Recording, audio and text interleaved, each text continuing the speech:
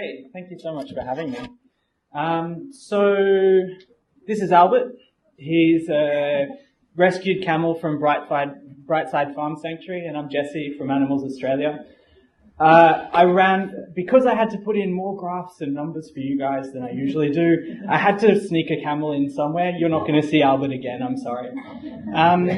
So at Animals Australia, we believe that all animals deserve to be treated with compassion and respect, and that our treatment of the most vulnerable reflects who we are. So we are the organisation that has conducted the live animal export investigations.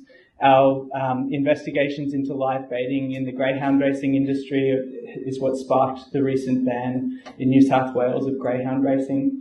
And at the core of our work is creating a kinder world for farmed animals. And it was predominantly this farmed animal advocacy, I believe, that led us to be selected by Animal Charity Evaluators as one of their standout charities. I'm not sure, I get the sense that Animal Charity Evaluators might have been mentioned a few times this weekend, but if you don't know who they are, they're effectively the give well for animals. So today I wanted to talk about why animal protection offers such a great opportunity for effective altruists to have a big impact, and some of the cost-effective tactics being implemented right now to create significant change for animals. So the story begins here. That's me 15 years ago. I was running a circus arts company, and I loved making people happy. I thought I would be doing that for the rest of my life until I found out about our treatment of animals. And once I found out about the scale of this problem, I decided that I had to do something about it, and so I put the juggling balls down. There are 7 billion humans on our planet, and according to World Animal Protection, 70 billion farm animals are raised and killed for food each year globally. But let's bring it home to Australia for a second. When most people think of animal welfare, they think of shelters, and sadly we're still killing hundreds of thousands of dogs and cats each year, which is a huge problem. But that's not the full story. Almost 7 billion animals are used and killed in Australia for animal experimentation. And if you multiply that by almost 100, then you get a sense of the scale of the suffering for farmed animals just in Australia.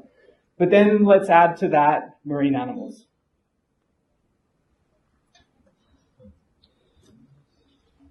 So those numbers can feel a little staggering. So let's just, for a moment, reflect on what one of those animals experiences. So meat chickens have been selectively bred to grow so fast that many are crippled by the time that they are sent to slaughter at just 6 weeks of age. Their mothers on breeding farms, and this only was brought to my attention in the last couple of years and just staggered me. They have the same genes, and so they're kept chronically underfed, so much so that they will spend half of their waking life pecking at non-edible objects. Not because chicken farmers want to be cruel, but because if these birds were able to eat to satiate their biology, they would die from organ failure or lameness before they even reached reproductive age. Mother pigs can be confined in metal crates for almost their entire life, and their piglets have their teeth and tails cut without pain relief. Not only do fish feel pain, but there's recent research that indicates that on fish farms, fish can get so severely depressed that they give up and stop swimming. And meanwhile, wild-caught fish are dragged from the depths. They can suffer decompression. Their swimming bladders can explode, their eyes balloon before they suffocate on board ships. So much of the injustice and therefore the suffering that's caused throughout history has come down to us seeing others, and especially those who are at our mercy, as different, and therefore not considering their interests. And And so most of us, when we look at farmed animals, we see how they are different to us. But they each are someone, an intelligent individual with their own unique personality, just like a dog or a cat. And like us, they can suffer. They experience fear, pain, and joy. The only meaningful thing that distinguishes them from the animals we share our homes with is the fact that they actually don't get the same legal protection as them. And yet, despite this lack of legal protection and despite the scale of their suffering, only a very small portion of the funding, even within the animal protection space, goes towards farmed animals. So this is from Animal Charity Evaluators. It's actually US statistics, but it's indicative of the situation here and in most countries. Okay, so enough of the problem. Let's talk solutions, because there's some really exciting things happening in the animal advocacy space right now, and some really great opportunities for smart investments of time and money to create really significant change for animals. Most of the work for farmed animals focuses on two key areas: improving welfare standards and reducing our consumption of, reducing demand for meat, dairy and eggs predominantly. Because by reducing demand for these products, we can spare countless animals a lifetime of suffering. And it just so happens that reducing our consumption of animal products has potentially, it has the potential to address one of the biggest causes of climate change as well. And just on a side note, if you are or have considered reducing your own consumption of meat, I would recommend that you start with chickens because it's where, and fish, because it's where you can have the most significant impact on helping individuals. So traditionally, a lot of the work by farmed animal advocates has focused on individual change. Handing out leaflets on busy streets and at universities, online ads showing videos of factory farming, and outreach through social media have been used to inspire people to to eat less animal products and to go vegetarian and vegan. At Animals Australia, we've also invested a lot of our resources into public advertising to shift consumer behaviour. And while it's difficult to get like a precise cost effectiveness measure on these sorts of tactics, the best estimates by animal charity evaluators would suggest that you can spare a couple of animals with per dollar spent. And we've found that public advertising in particular can help also to create pressure to inspire welfare shifts from institutions such as corporations. And really right now I think that corporate outreach, corporate advocacy is one of the most exciting opportunities in the animal advocacy space. By negotiating behind the scenes with companies or applying pressure publicly, organisations globally are starting to secure commitments that will improve the lives of millions of animals. One example of this is in 2014, Animals Australia set its sights on McDonald's, the largest user of eggs in the fast food industry in Australia. They were using 91 million eggs per year. So we were able to secure a commitment from them to phase out the use of cage eggs. And I thought I'd pause here before going on to some other developments or other tactics, just to give you a snapshot of what a campaign like this looks like. So this is what McDonald's was saying to anyone who asked before we set our sights on them. And I don't know about you, but we read that as an invitation. So we kicked things off with this post on social media. We chose social media as the best avenue to speak to McDonald's because it's one of their primary spaces to try and reach their own audience, and it's one way we could disrupt the conversation and steer it towards what we wanted to. And so the response to this post was huge. This is 1 hour of comments on their page the day after we launched the campaign. Wow. And you'll have to trust me because you're not going to be able to read them all. Most of them are about cage eggs.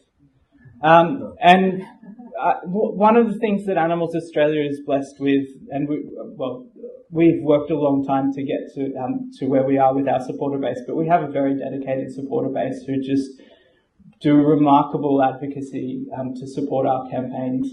They managed to sustain a conversation on McDonald's Facebook page for 87 days. So for 87 days, cage eggs was the most talked about issue on McDonald's page.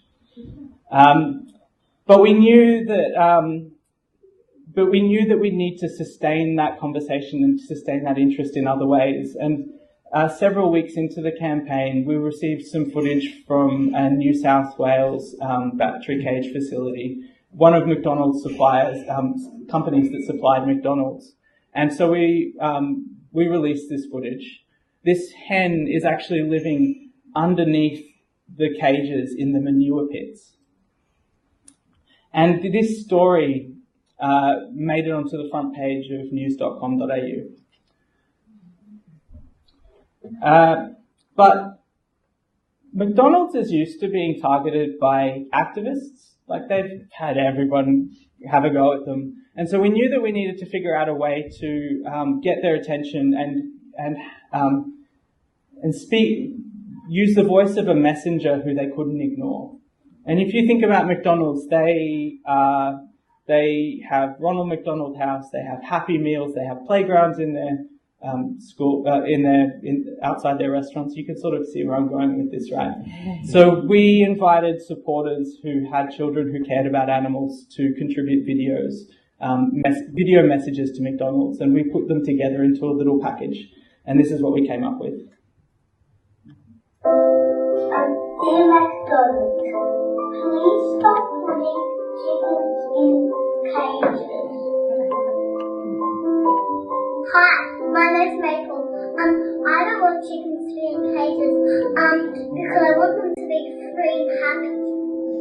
Hi, McDonald's. Everyone knows that you're using cages and we don't like it because it's not fair for the chickens. Chickens have feelings too. Chickens need to flap and stretch their wings, but battery hens can't. It would be much better if they were happy in the grass. Chickens are smart, intelligent, clever, friendly, not to mention cute animals. They don't deserve to be kept crammed inside small cages. All animals deserve to be free. McDonald's, please be kind to our chickens. Isn't it time you stopped using cage eggs? It's not a Happy Meal if everybody's missing, is it? Please, McDonald's, stop using cage eggs. Come on, McDonald's, kids want hens out of cages. Be nice to chickens. Please.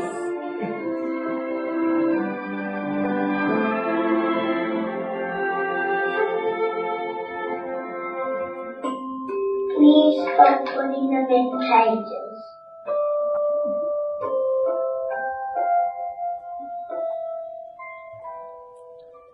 So that went really well on social media. And we found that if you can come up with creative strategies like that, creative communication pieces like that, that you can actually use social media now to generate traditional media. And so this was actually put on, on the homepage of news.com.au again. Now, we thought we'd take this a step further. You know, one of the key strategies in a campaign is that every day you want to make things a little bit more uncomfortable for your target.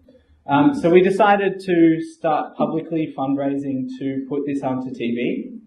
And we were very, very public in the measuring how many days or counting how many days we'd be able to sustain this on TV, so that McDonald's would be able to watch this and dread the moment that we put it up. And so a few days before the Friday before these TV ads were supposed to go to air, we secured a story on the project, which was about cage eggs, and mentioned the pressure on McDonald's. And after that story finished, there was a snap announcement from McDonald's that they were going to phase out their use of cage eggs. So it took us 87 days of sustained pressure and that sustained escalation that really allowed us to achieve that outcome. And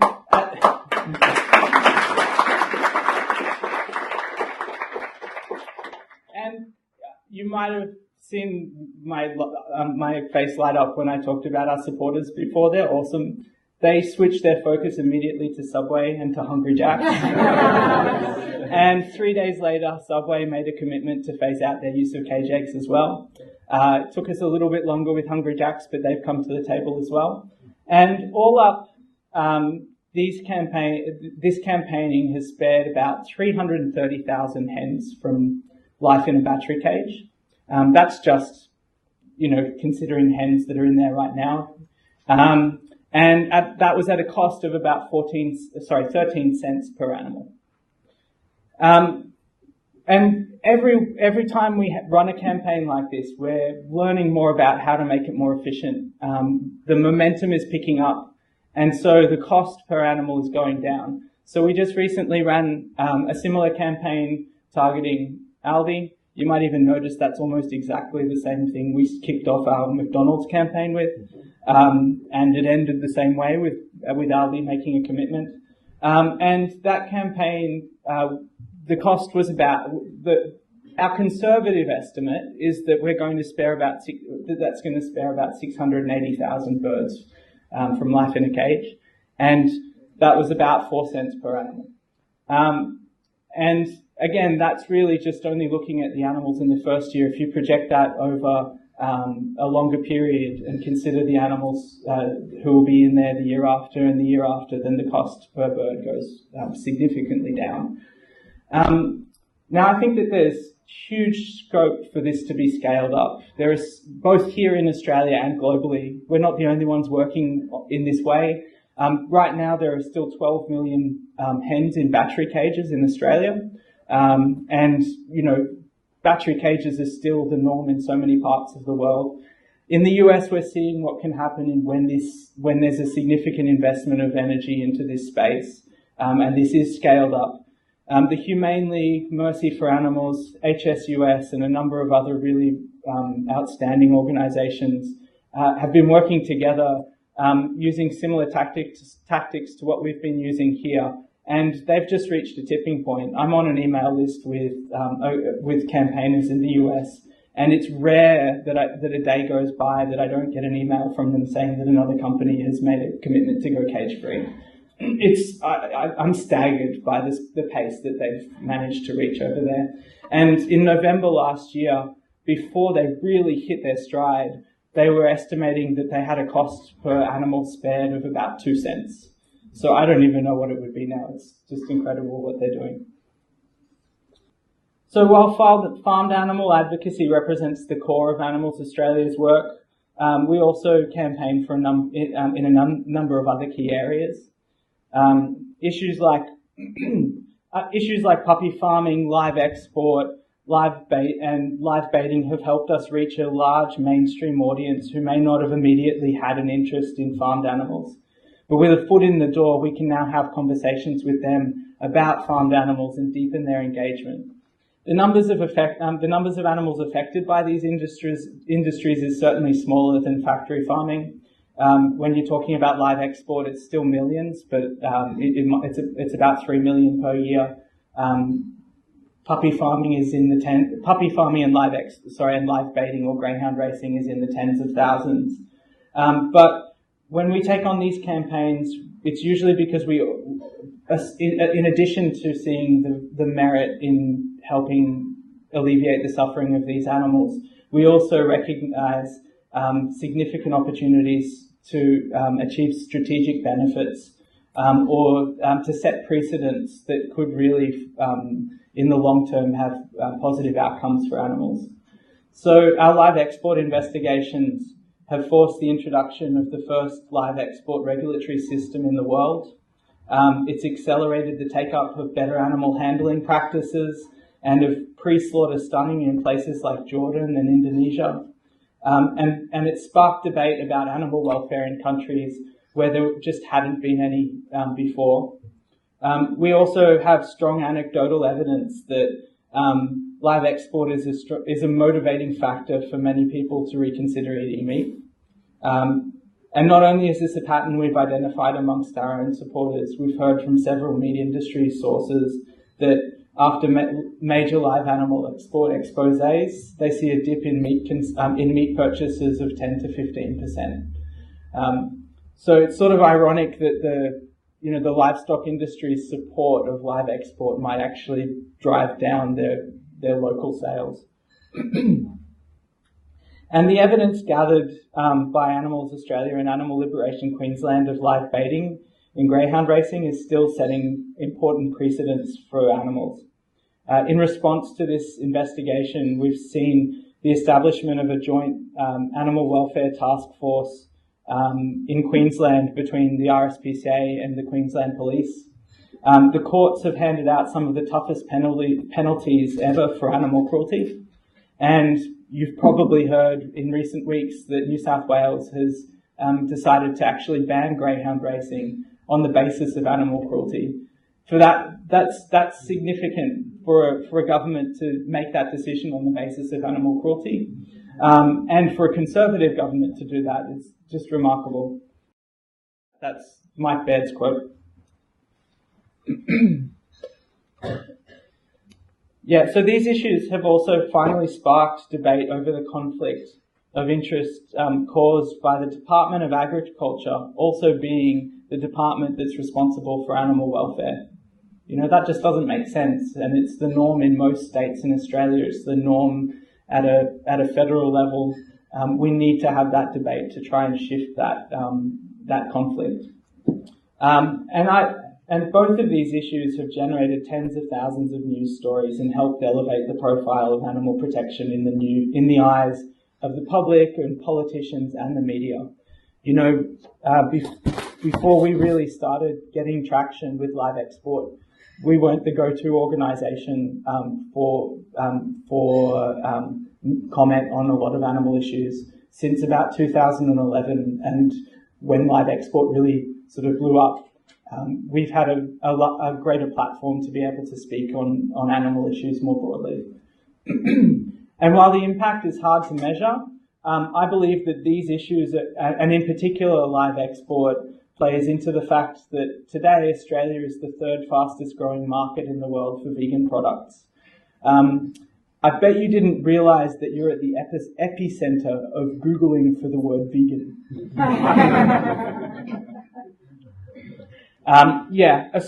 Australia Googles the word vegan more per capita than anywhere else in the world, and Melbourne does it even more than everywhere else in Australia. Go figure.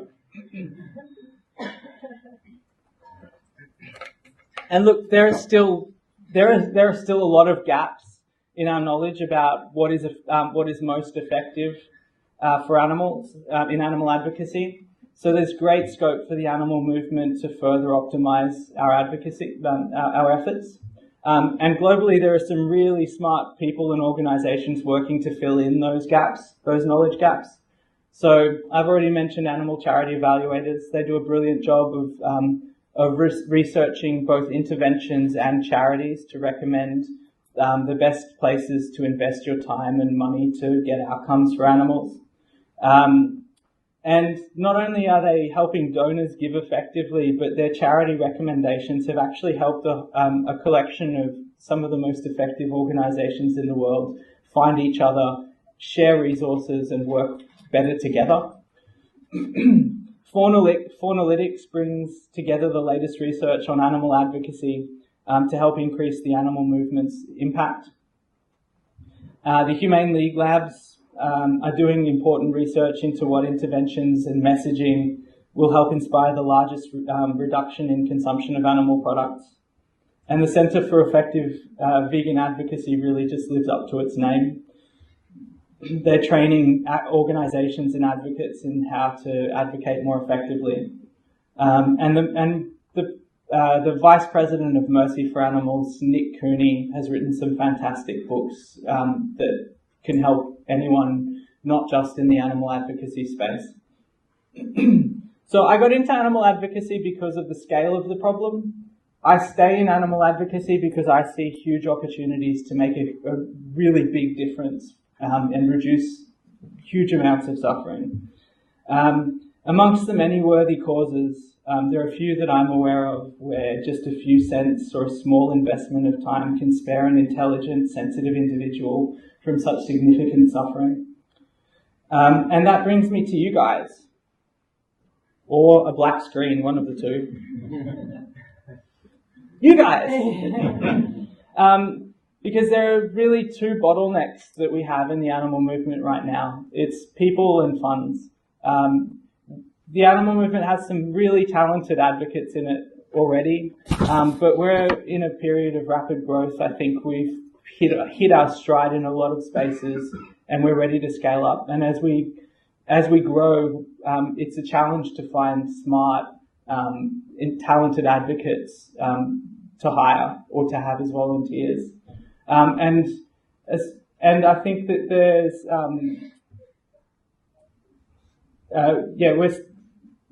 there's still significant room for more funding to scale up some of the tactics that are already proving to be very effective. So when you're considering how you can do the most good, I'd encourage you to consider volunteering, applying for roles, and donating to effective animal charities. It's a really exciting time to be an animal advocate. There are days I still miss the circus, but I'm pretty glad I'm here doing what I do. And I think our tactics are getting smarter and more effective. With wise investment of resources, I think that we could be poised for a rapid acceleration of progress. So thank you.